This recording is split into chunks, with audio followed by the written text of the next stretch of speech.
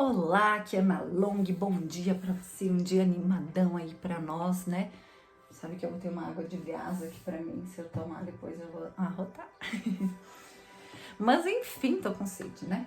Deixa eu falar uma coisa pra você aqui. Hoje nós vamos fazer a lição número 9. Seja muito bem-vindo, se você ainda não me conhece, eu sou professora Ana Long, sou terapeuta, professora de um curso em milagres, né? Treinadora mental, né? Porque a única correção que a gente pode fazer na vida, no corpo, no espírito, em tudo, na verdade é na consciência, na nossa mente, né? Ai, tô com muita sede, tá quente aqui na Bahia. Lá começa a rotina. Perdoa aí, gente, é que eu só peguei essa água e eu achei na geladeira e saí, tá bom? Vamos lá, lição número 9. Opa, aqui a prof derrubando tudo. Eu não vejo nada tal como é agora. Essa ideia, obviamente, decorre de duas precedentes, mas embora possa ser capaz de aceitá-la intelectualmente, é pouco provável que signifique alguma coisa para ti por enquanto. Contudo, a compreensão não é necessária neste ponto. De fato, o reconhecimento de que não compreendes é um pré-requisito para desfazer as tuas falsas ideias.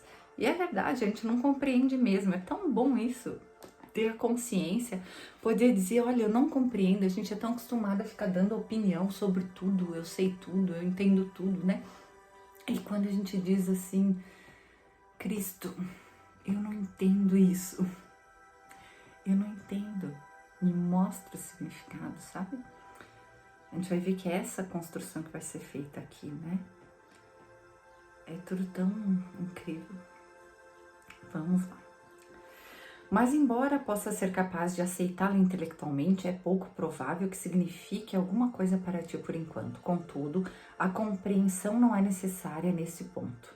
De fato, o reconhecimento de que não compreendes é um pré-requisito para desfazer as tuas falsas ideias. Estes exercícios concernem a prática, não a compreensão. Não precisas praticar aquilo que já compreendes. Ter como objetivo a compreensão e assumir que já a tens seria de fato andar em círculos. É difícil para a mente não treinada acreditar que aquilo que ela parece retratar não existe. Essa ideia pode ser bastante perturbadora e pode encontrar uma resistência ativa sob inúmeras formas. Mas isso não impede a sua aplicação. Nada mais do que isso é requerido para estes exercícios ou quaisquer outros. Cada pequeno, sabe que agora me veio uma lembrança de quando eu tinha 17 anos, que eu lia Paulo Coelho. Eu não podia nem falar no mestrado que eu lia Paulo Coelho, né? Que eu lia autoajuda, mas eu lia. Eu li Paulo Coelho, né? E aí teve um livro dele que eu li, que é O Monte 5, que ele fala, cria uma história lá sobre o profeta Isaías, né? E aí ele fala lá que cada pessoa tá no monte, tem o Monte 5, né? Cada pessoa tá num ponto do monte, um tá lá embaixo, no pé do monte, um tá lá no meio, um tá lá no topo do monte. Cada pessoa vai retratar a visão do monte de uma forma e nenhum deles vai estar mentindo.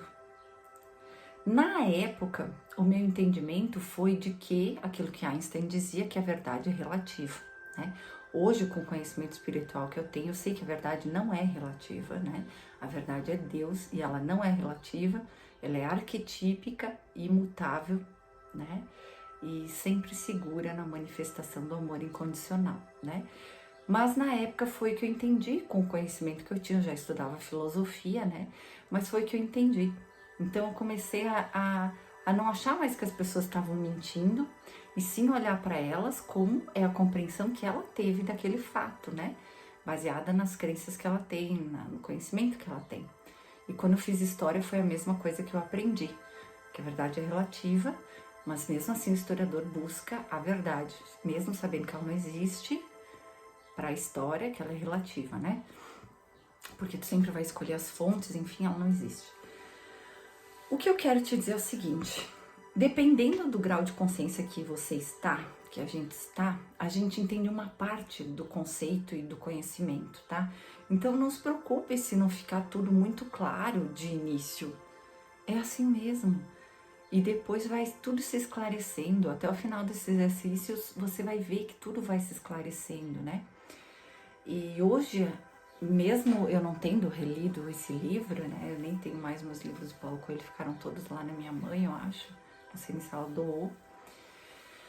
Mas, lembrando, né, dessa experiência, na verdade, o que ele estava falando é justamente isso. Dependendo da crença que tu tem, tu vai ver de uma forma. Mas o monte é o monte. Entende? O monte é o monte. Não importa se você vê ele do topo, se você vê ele da base, ou se você vê ele do meio. Deus é Deus. Ele é tudo que existe, manifestado.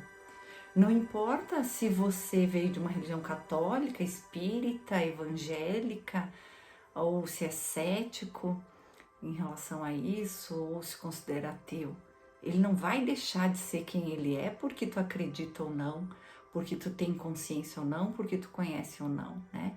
Então cabe a nós corrigir a nossa percepção, né? Para racionalmente, né? Você vê que o livro faz isso, ele começa racionalmente, né? Mas o objetivo é entronizar, é sentir a verdade. Eu sempre explico isso também nos meus cursos, que o importante, tu quer saber se o que eu tô dizendo aqui, que eu só cheguei nesse caminho espiritual pela ciência, pela física quântica, isso fica bem claro, porque eu sou uma historiadora, né? Quando que uma historiadora que busca a verdade, as fontes, né? Vai chegar no caminho espiritual porque esse é melhor, esse é pior. Não existe melhor ou pior. O melhor é aquele que te faz conectar com quem tu é, que é Deus, né? Esse é o melhor.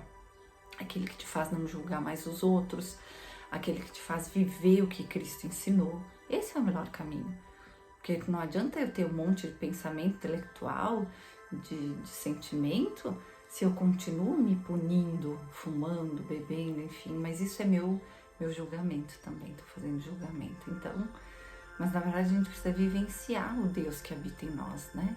Vivenciar, respeitar também a escolha dos outros, independentemente de qual seja, a gente olha com muito amor. Mas para quem procura ajuda, saiba que tem ajuda, que tudo tem solução, tá? Então é isso que eu tô querendo dizer aqui. Tudo tem solução porque Deus é imutável. É onipresente, onisciente, onipotente.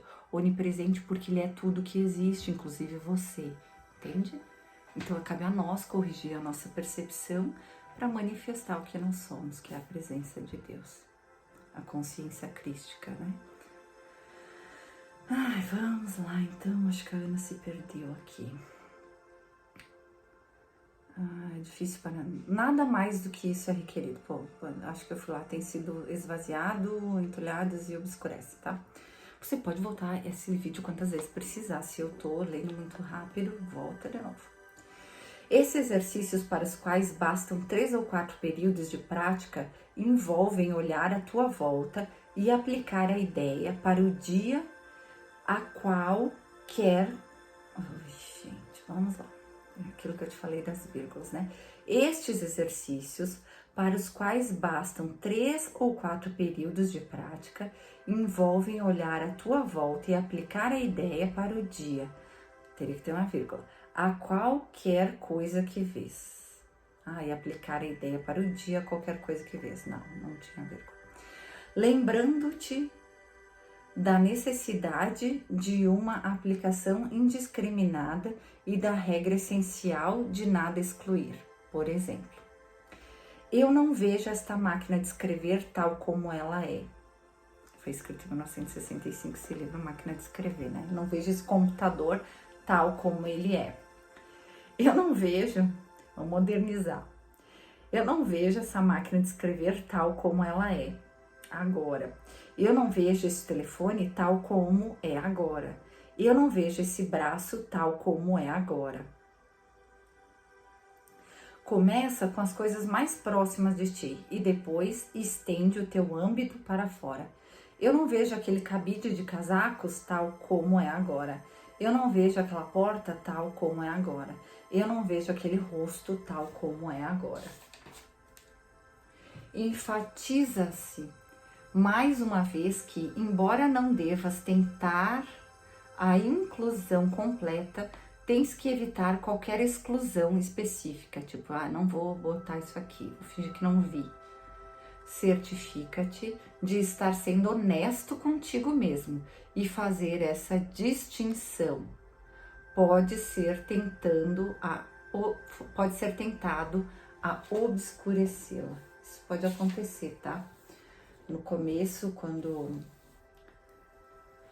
antes de eu estudar física quântica, porque a gente descobre que o pensamento cria, né?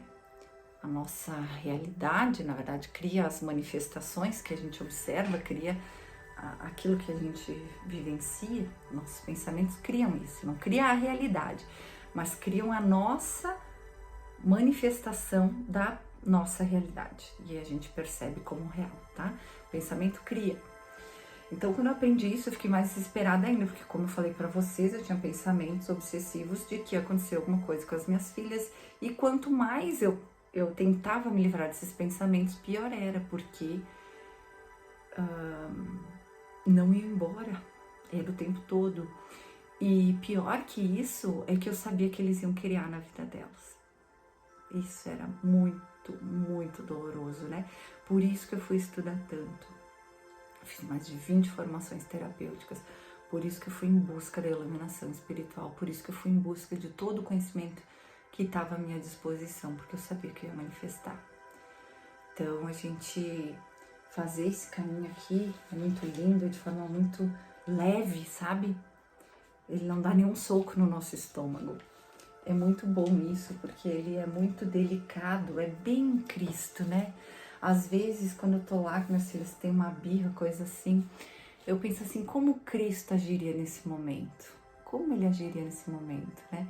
Eu digo, em primeiro lugar, nenhuma criança tá fazendo birra na presença de Cristo, né? Porque só a presença dele, a paz dele já inunda o ambiente, né?